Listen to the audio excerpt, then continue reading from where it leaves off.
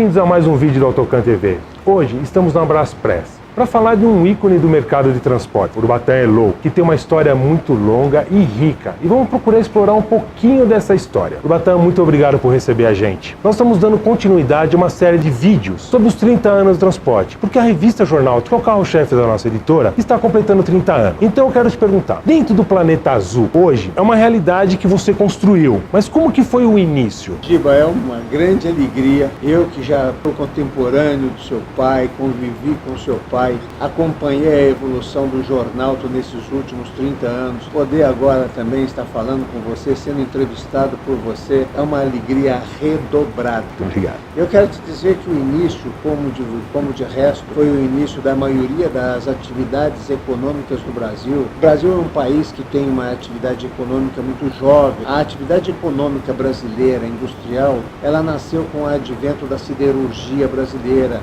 ou seja, a partir da década de 50. Portanto, a grande maioria de todos os empreendimentos e atividades do Brasil nasceram de forma muito humilde. E a nossa iniciativa e a minha iniciativa aqui na Braspress, ela também não foi diferente. Ela também nasceu de forma muito humilde. E atravessamos todos esses anos. A Braspress hoje vai fazer 42 anos. Eu fundei a empresa em 1977. Portanto, já se vão aí 42 anos de fundação da empresa, passando aí por todo o histórico da economia brasileira, superando planos econômicos, superando várias moedas, superando várias crises políticas. A nossa empresa acabou por se consolidar. O Planeta Azul foi uma busca, foi uma conquista de 42 anos. Na verdade, nós íamos construir um terminal aqui ao lado do Planeta Azul, aqui mesmo em Guarulhos, onde nós possuímos uma área de 170 mil metros quadrados. Mas nós acabamos sendo contemplados com a venda destas instalações. E nós achamos que seria melhor, nós ganharíamos tempo se nós fizéssemos um negócio e comprássemos essas instalações. Nós adquirimos essas instalações onde nós estamos hoje, que é o Planeta Azul. São 230 mil metros quadrados de área, com 90 mil metros quadrados de área construída. Nós fizemos a aquisição, fizemos um retrofit em toda a área, preparamos essa área tecnologicamente para que pudesse receber a nossa atividade e estamos aqui instalados já há 3 anos. Fato esse que nos traz muita satisfação, até porque hoje você andar pelo Planeta Azul, você contempla passado, presente e futuro. As 3 coisas estão muito presentes dentro das nossas instalações. Hoje a Braspress está em quase 100% do território nacional, alguns países da América do Sul. Quanto vocês movimentam de carga hoje por dia? Você tem Olha, nós fazemos por dia 50 mil entregas em todo o Brasil.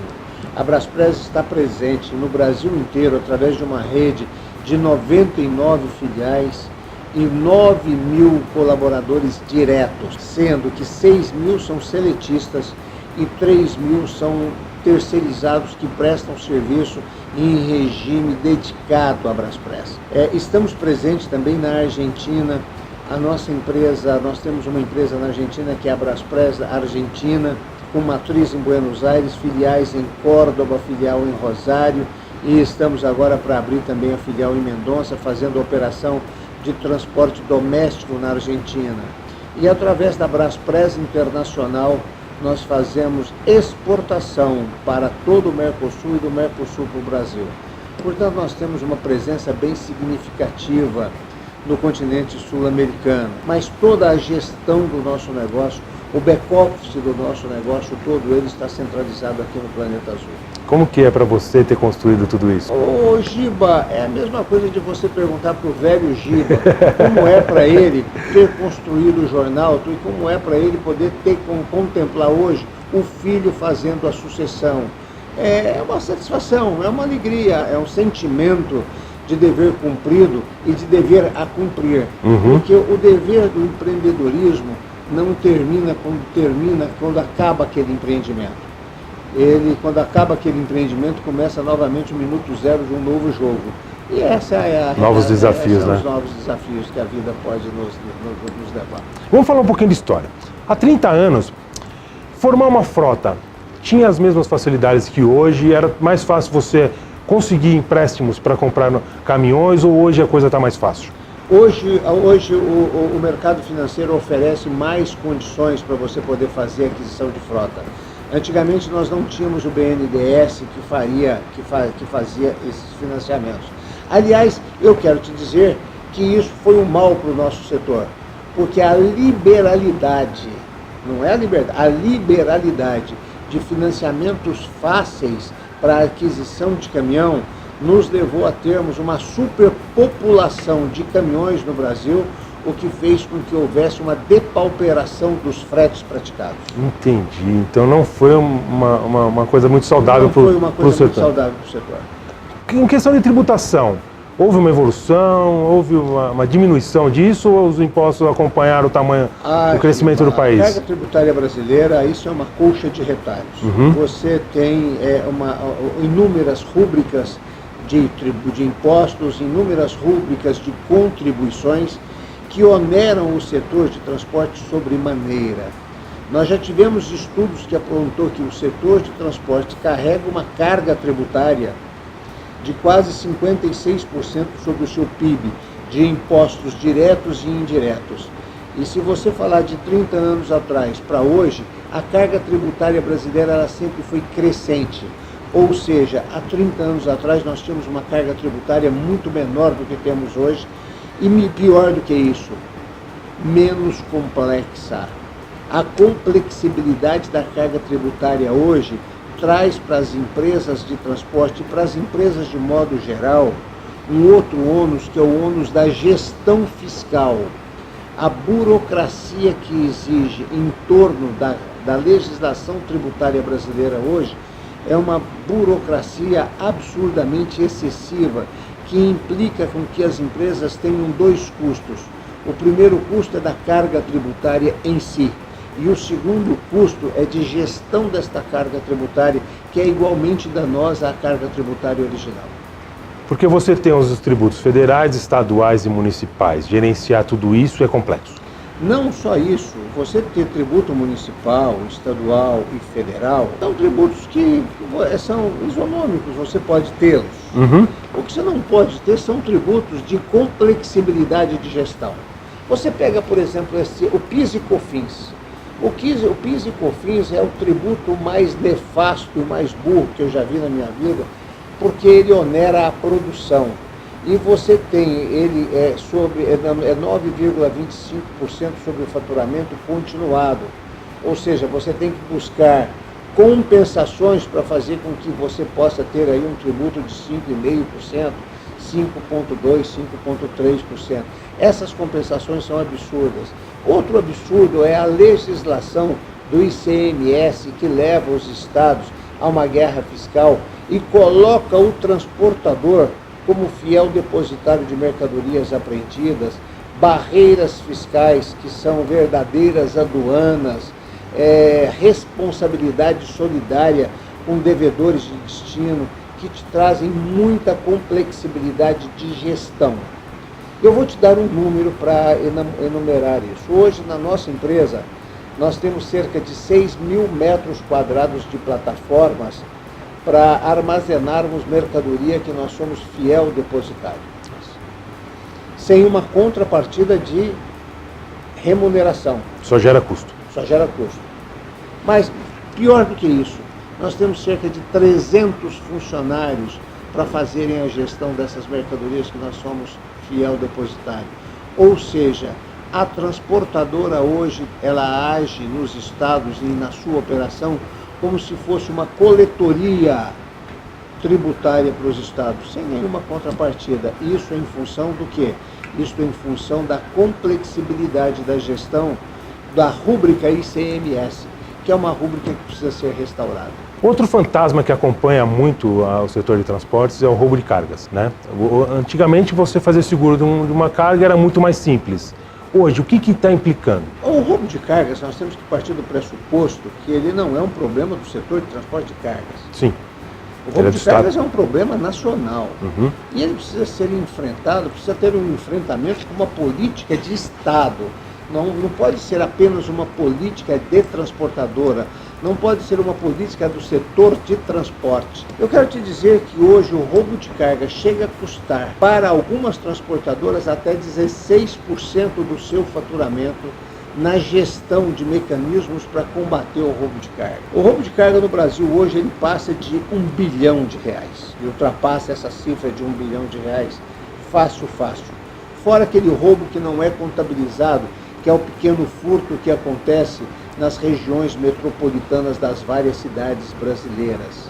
Mas ele só não é pior porque as empresas de transporte assumiram o ônus de fazerem esse combate. Hoje as nossas empresas se confundem com empresas de segurança. Nós não sabemos se as nossas empresas são verdadeiramente hoje operadores logísticos ou operadores de segurança. Tal é o volume de procedimentos e parafernália tecnológica que nós utilizamos para poder conter o roubo de carga. Portanto, o roubo de carga hoje ele precisaria ser combatido através de uma política de Estado e não como uma política apenas do setor de transporte de carga. Você acha que com esse novo governo existe possibilidade para a reforma tributária, para a segurança, novos projetos? A sociedade brasileira, Giba, elegeu este novo governo com quase 56% dos votos com esta esperança. O que nós não queremos é nos frustrarmos. Nós precisamos fazer com que este país possa mudar o seu patamar histórico. Nós precisamos sair deste estado em que nós estamos e avançarmos o Estado brasileiro. Fazer a reforma tributária, fazer a reforma do Estado, fazer a reforma da Previdência, para que nós possamos ter um Estado um pouco mais enxuto e um Estado um pouco mais moderno. A sociedade brasileira elegeu esse governo com esta esperança, com esse objetivo. Nós desprezamos o passado, porque o passado foi que nos trouxe a esta situação hoje de atraso, de dificuldade e de burocracia. O Brasil é um país que ficou caro antes de ficar rico. Então eu acho que está na hora de que esse governo possa efetivamente fazer com que o discurso possa se transformar em realidade. Vamos voltar um pouquinho agora a falar de transporte, entregas urbanas. Hoje está muito mais complexo por causa do trânsito, do volume do tráfego. A verdade é o seguinte, a malha viária das grandes metrópoles brasileiras não se expandiram na mesma velocidade e que se expandiu a frota de veículos. Portanto, nós temos hoje no Brasil, aqui em São Paulo, por exemplo, nós temos aí 18 mil quilômetros de vias públicas e essa quantidade de vias públicas não se expandiu na mesma velocidade que se expandiu a frota urbana na cidade de São Paulo. Quando a gente fala de São Paulo, nós estamos pensando em restrições urbanas ao abastecimento da cidade, apenas da cidade de São Paulo. O Rio de Janeiro é terrível para você fazer essas operações. Belo Horizonte igualmente, Brasília igualmente, Curitiba igualmente. Cidades menores, não precisam ir a grandes capitais. Cidades menores, todas elas hoje têm legislações muito restritivas ao abastecimento das cidades. Na verdade, o que nós precisamos fazer é uma modificação de mentalidade. Perfeito. As cidades precisam serem abastecidas. As pessoas só vão em determinados pontos aonde tem carga. A carga precisa chegar primeiro do que as pessoas. Você só vai a uma loja se a carga já tiver chego nela. Você só vai a uma farmácia se a carga já tiver chego nela. Precisamos encontrar uma coexistência pacífica de abastecimento e circulação de pessoas. Nós temos viajado o mundo, Giba.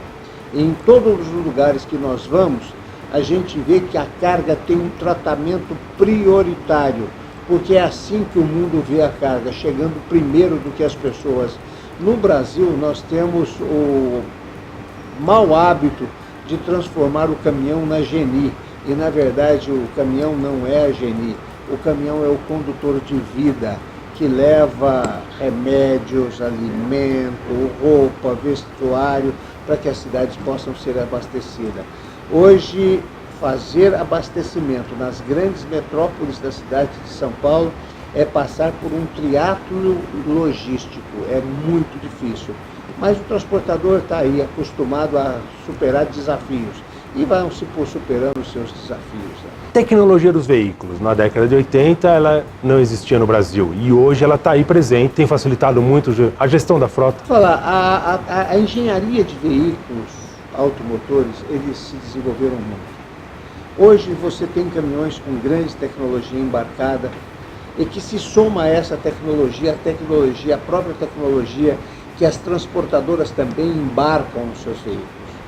Hoje nós temos veículos do século XXI e estradas do século XIX, ou seja, as nossas rodovias são muito ruins. Há estudos da CNT que mostram que o estado de São Paulo, as 10 melhores rodovias brasileiras, estão no estado de São Paulo. Mas ainda assim essas rodovias também são muito ruins. E muito caras, nós temos o pior asfalto do mundo. As nossas rodovias, você circula por elas, todas elas estão remendadas. Na verdade, nós temos uma falha de nascença das nossas rodovias. O poder público, quando licita as nossas rodovias, o faz pelo melhor preço e não pela melhor qualidade. E quando ele o faz pelo melhor preço, ele acaba condenando a sociedade brasileira a pagar esses pedágios altíssimos que aí estão. Porque como a rodovia nasceu com má qualidade, ela precisa de ter uma preservação muito mais rápida, muito menor, muito mais fracionada. E esta preservação e esta manutenção faz com que as estradas sejam ruins e onerosas. Vamos entrar no motorista. Final da década de 80 e hoje. Era mais fácil encontrar motoristas de qualidade naquela época ou hoje? A motorista era uma atividade que passava de pai para filho. Né? Hoje ela é uma atividade de alta periculosidade. Portanto, hoje nós temos aí a questão do roubo de carga que fez com que houvesse uma inibição muito grande de novos profissionais entrando na atividade. Na nossa empresa, nós conseguimos equilibrar isso, porque já lá na década de 90, nós começamos a trazer motoristas mulheres para a nossa empresa. E nós fizemos um equilíbrio disso e, inclusive, criamos um mercado de trabalho. Nós, da Braspress, criamos um mercado de trabalho para o sexo feminino como motoristas de caminhão e motoristas de ônibus. Que não existia. Que não existia, que era absolutamente um tabu. Mas hoje nós já temos falta de motoristas. Se nós tivermos um crescimento do PIB da ordem de 2,5% ao ano, e se os novos motoristas não surgirem rapidamente, nós podemos ter um apagão logístico por falta de motorista no Brasil. O que acontece hoje na Europa e nos Estados Unidos, né? Sobretudo nos Estados Unidos. Hoje um motorista de trailer, um motorista de carreta nos Estados Unidos, ele leva para casa $110 mil por ano de salário. É um salário de um executivo, né? De um executivo.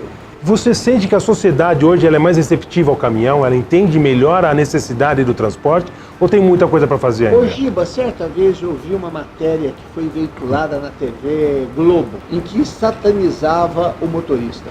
Motorista que era drogado, motorista que andava ali sem camisa, de chinelo havaiano, motorista que era o principal artífice do sexo infantil.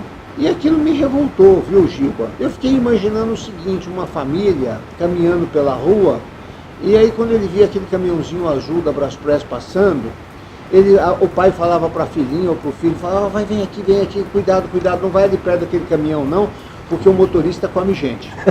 Como se fosse um monstro, né? Como se fosse um monstro. É e não é essa a verdade. Lógico que não. E não é essa a realidade. E o que é pior, matérias como esta que foram veiculadas pela TV Globo, saíram veiculadas por toda a mídia televisiva do Brasil. Muitas outras só mostraram a face negra da atividade. Porque assim como em toda profissão... Toda atividade tem a sua face negra. Toda profissão tem. Toda profissão tem a sua face negra. Mas a face negra do motorista foi exteriorizada com muito mais profusão. Nós aqui na nossa empresa elaboramos um vídeo para mostrar como é que é o motorista da Braspress. E pegamos este vídeo e nós distribuímos para todos os deputados federais, para todos os deputados estaduais, para todos os vereadores de todos os municípios brasileiros. Mandamos para todas as autarquias, para todos os serviços públicos, mandamos para a imprensa, mandamos para toda a imprensa do Brasil para tentar desmistificar isso. E eu acho que essa nossa iniciativa, se não levou a melhorar a imagem do motorista, pelo menos fez com que a imprensa deixasse de noticiar só a face oculta, só a face negra dessa atividade. Portanto, eu acho que nós estamos fazendo, talvez, devemos ter contribuído para que pudesse melhorar a imagem do motorista. A própria greve mostrou que a necessidade, teve o lado ruim, parou a economia, tivemos vários problemas, mas mostrou para a sociedade a necessidade do caminhão, necessidade de chegar ao produto. Então acho que é um caminho que está melhorando. Eu quero te dizer o seguinte, eu evito de falar sobre esta greve, que essa greve trouxe benefícios para um setor da economia brasileira, que são os caminhoneiros. Um setor que beneficiou, mas de resto, toda a economia brasileira foi prejudicada para beneficiar um único setor. Eu quero te confessar que eu não posso advogar o fato de que para beneficiar uma atividade você tem que prejudicar todas as demais. Por exemplo, a nossa empresa ficou 6 dias parada sem poder faturar. Nós temos uma empresa com 9 mil pessoas. Nós temos custos fixos. Como é que nós vamos fazer? A indústria brasileira, o PIB brasileiro, muitas coisas ficaram paradas. Então, eu não acho que as coisas possam se resolver através de movimentos paradistas. As coisas precisam se resolver através do diálogo. É assim que as coisas acontecem na democracia. Conversando.